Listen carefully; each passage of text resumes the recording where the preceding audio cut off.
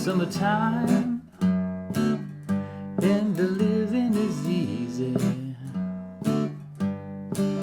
Fish are jumping, cotton is high. Your pap is rich and your mama's good looking. Hush, little baby, honey, don't you cry. Hey friends, what's going on? David Potts here with Song Notes, and today I'm pumped to be showing you how to play the song Summertime. So this is a classic composed by George Gershwin, 1935. It goes back quite a way. You might know one cover or another cover, but my favorite is the Billy Strings version. He did it with Marcus King on the Carter Vintage Guitars YouTube channel. It's fantastic. So in this lesson, I'm going to show you the basics that they're sort of playing, okay? I think they're probably inspired by the Doc Watson version, so this will work mostly for that as well. And if you want to learn lots of Billy's licks and fills, I'm going to have a separate lesson on that. But for both lessons, I have the same PDF chord sheet, okay? It's many pages long, made with care by myself. It's going to give you a basic tab for just simple strumming. It'll show you the tab that Billy uses, at least my best mustering of it, right? And lots of just general notes on the chord progression, the song structure, how to do the chord shapes, and all sorts of things like that. So check that out at my website, playsongnotes.com. Got the same chord sheets and everything else for lots of other lessons as well. So it's a great resource. Anyway, enough talk. You know what you're looking for. Skip ahead if you want. And otherwise, let's get right into it. Start with the chords, and we'll go from there. And I'll see y'all on the other side. Let's go. All right, y'all, so first let's look at the chords this song is gonna need. So it's only about 6 or so chords, right? Now the first 3 of these, the E minor, the D over F sharp, it's like a slightly modified D over F sharp, and the G. 2 of those are pretty easy, right? The G and the G and the E minor, but it's this middle chord, and it's transitioning from it and to it that are the tricky part. So I'm going to spend some time there, then I'll talk about the A minor, the C, the B7, and those are the only chords you'll need, right? But you got to get these first 3 chords right because they're such a key part of the intro to this song, the verse, and you got to get the feel of your plicking or your plucking or your strumming really good. So I'm going to give you some tips here with those, and then after the chords I'll talk about how to strum them and the progressions and all that stuff. So looking at the chords, let's look at these first 3. Let's dive right in, right? So again, these are going to come up in the intro, right? And you got to get that really good. So let's look at them. So the E minor, it's a regular E minor, but the key here is you definitely want to use your middle finger on the fifth string, 2nd fret. And then the next chord is going to be this D over F sharp. Technically, it's like a D over F sharp. The B note is open, so that's like an add 6 or whatever you want to call it. I'm not really concerned with names here. But the idea is you want to take your 2 fingers here, your middle and your ring finger on the E minor, 2nd fret, and you want to sort of like split them, right? So look at that. You're going from 5th and 4th string to 6th and 3rd string, okay? So it's open, 2nd, 2nd, open, if we just did the thickest 4 strings, to 2nd, open, open, 2nd. So it's almost like a reversal, an inverse, right, for those bottom 4 strings. With the 2nd chord also, this D over F sharp, you want to put your pinky here on the thinnest string, 2nd fret, right? So it's all 2nd fret, right, from the E minor to this D over F sharp. And it's, for me, the tricky part of this when I was first practicing it was getting those 3 fingers to go down and to have them go down quickly. And it took me a while, right? I actually started learning the song months ago, so don't feel like if you don't get this at first, you're doomed. Spend time with it. It will come, right? But you want to get these notes. And then finally you have the G. And when you go from this D over F sharp to the G, the important part is you want to slide your middle finger and your pinky up just to the 3rd fret, and then put your ring finger on the 3rd fret of the 2nd string, okay? And I'm just sort of muting the 5th string. I'm not really playing it. This finger right here is just lightly touching it, which kills the sound. So that's how to play those 3 chords, but again, look at my finger markings here because they really, really matter. Your left middle is gonna be on the 5th string, on the 6th string, and stay on the 6th string. And then you come back down, right? I'm messing up here because I'm sort of not playing it naturally.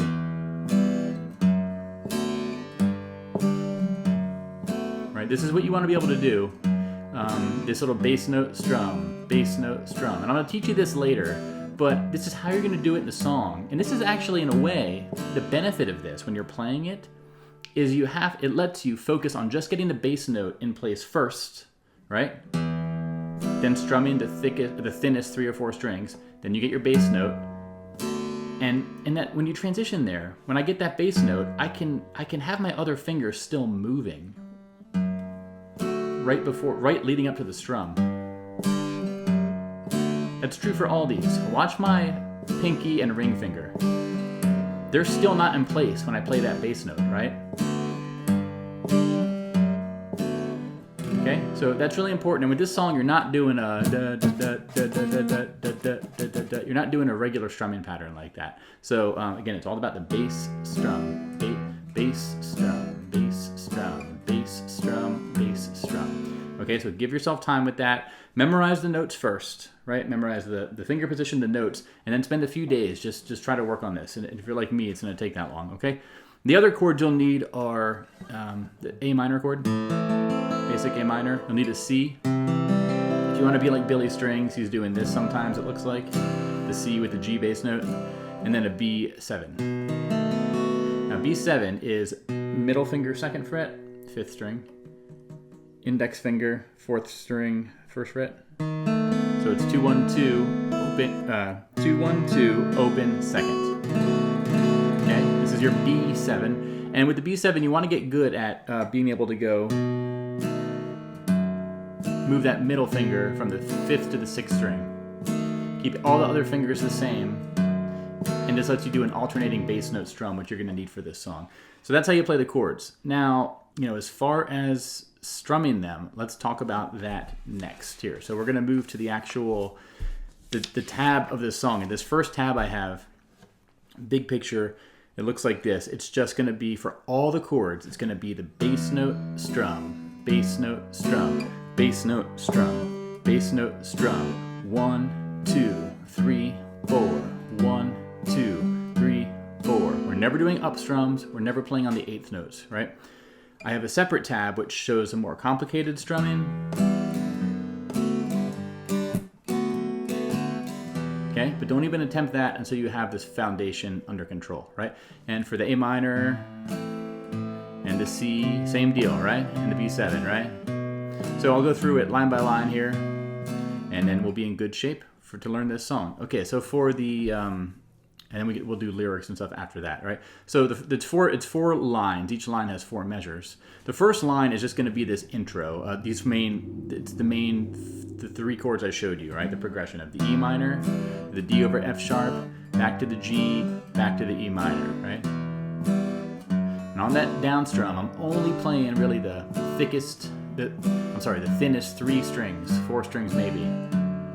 It's not all 6 strings. That would be too heavy. So that's my little tip there. But that's what you're going to use in the intro, and that's what you're going to use in the first line. And if you had the lyrics, it would be like, summertime, and the living is easy. Right? So you do this progression twice. And then the next line is going to be from an A minor to a C, and then 2 measures of B7. Okay, so catfish are jumping, the C, the la da da da, then B7. In the B7 here, I'm alternating the bass note, like I showed you, right? All I'm doing is moving my middle finger. Your mom is rich. Then you go back to the main progression. Your mom is rich, and your pappy's good looking. I guess it's your pappy who's rich and your mama's good looking. Anyhow, to G. So hush, little baby, down. You cry. Let's look at this last line again. The last line. The first 2 measures are going to be 2 counts of G to 2 counts of E minor to 2 counts of A minor to 2 counts of C. And then 4 counts of E minor to B7 for 2 counts, right? So let me count that out. So G, E minor, A minor to C to E minor, and then to B minor for 1 measure, and alternate the bass note, and then you just repeat it, and that's the whole song, okay? So that whole thing, let me do a playthrough here, and I'm going to sort of sing just for reference and go through the 4 lines, and then we'll be in good shape here. Okay, so I'll do the intro progression, the E minor to D over F sharp to G, back to D over F sharp, and do that twice for the intro, right? And then after that, you start the verse. Okay, so here's through the intro.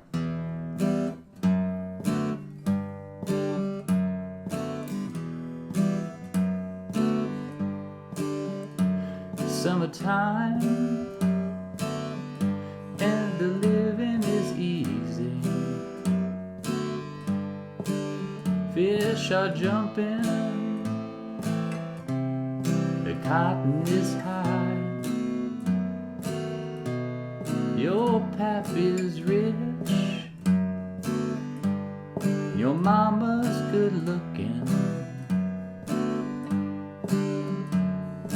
Hush, little baby, don't you cry.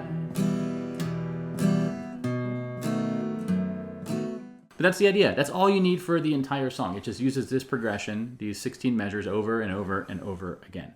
Now, I want to talk about one little trick here, which is to a way to spice up this strumming, even if you're not adding down strums, right? Is to, with your left hand, what I want you to try in these first, especially the E, the D over F sharp, the G, is when you pluck the chord, I want you to sort of rotate your hand forward, okay, and lighten your grip. Keep your fingers on the strings, but lighten your grip off the fretboard and bring your thumb over, and it basically, this is gonna just mute the strings, right? You're just gonna kill the sound of the strings. That's your goal. And what this does is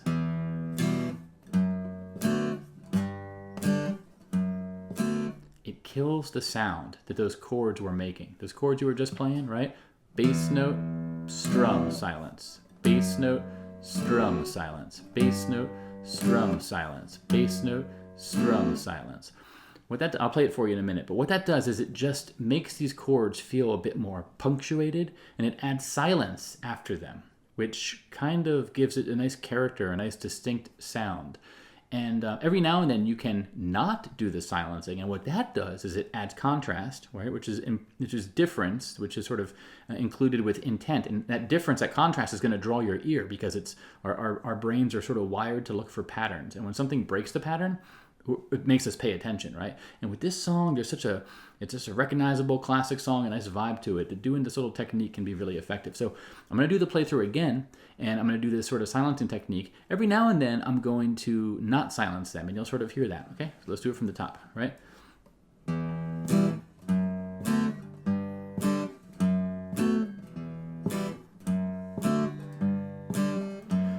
Summertime and the living is easy. Fish are jumping, not silencing, the cotton is high. And I'm about to silence again. Your pappy is rich, and your mama's good looking. Hush, little baby, Donnie, don't you cry. I messed up there. But you get the idea, I trust, right? So this is a nice little trick you can do to add some distinction to this song. And then the final tip I would say is you can feel free to take this tab I show you and sort of deviate. You can add up strums now and then, right? So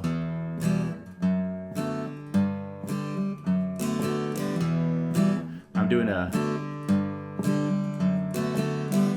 in that one I'm doing a bass note up, down, up on the second D over F sharp, right? So bass note, down, bass note, down, bass note, down, bass note, up, bass note, down, right?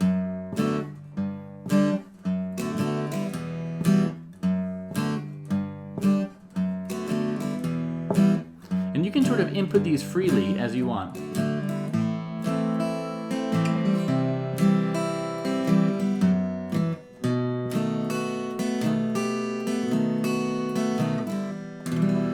And on the A minor to the C to the B7, what I like to do is I do a bass note, raked strum, and then up pluck on the thinnest string, followed by an up pluck on the second string, right?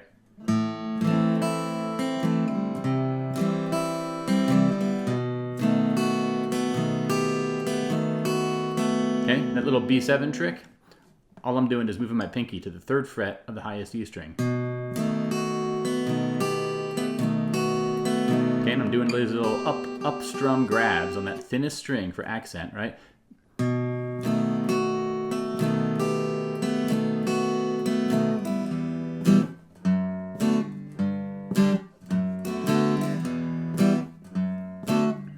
Then the last line.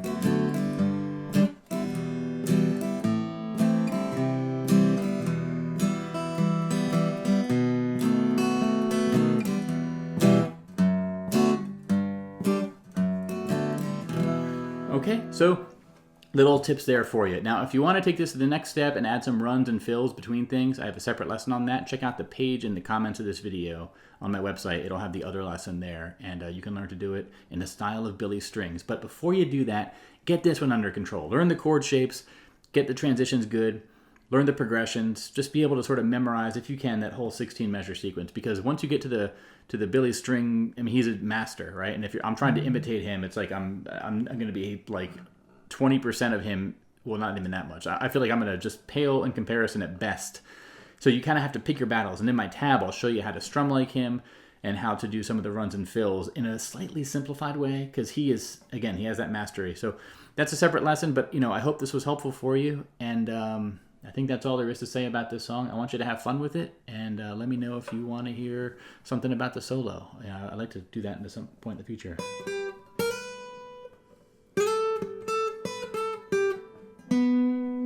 I've been noodling around, but I need to sort of dust that off, and if you're watching this way in the future, it might already exist. So check out the website, playsongnotes.com. You can get the PDF there as well. So thanks very much for watching, all of you, and thanks for many of you who have requested this lesson. It took me a while, but I finally got to it. So I'll see you around next time, my friends. Until then, bye-bye.